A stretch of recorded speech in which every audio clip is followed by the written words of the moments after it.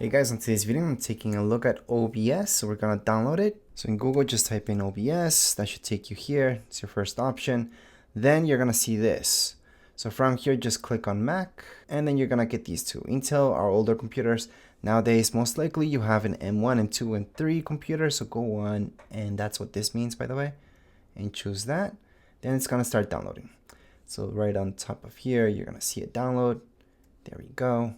Double click on it, and you're gonna get started with the process, which is just to drag it onto your applications, which we just did. And for most of you, you're not gonna see something like this because I already had OBS installed, so that's why I'm gonna replace it right now. You guys will not be doing that step because you don't have it. It's your first time installing it. So there we go. And then we can just get started. So you might see this on the side on your desktop.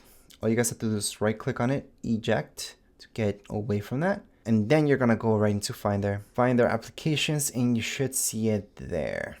So OBS should be somewhere in here. So it's down here below. I'm just gonna make a shortcut for it. You guys do not need to do this. Once I open it up, it should be working fine. And that's it for this video. If you guys have any questions, comments, you guys can write down here in the comments area. Don't forget to subscribe and like. Thank you.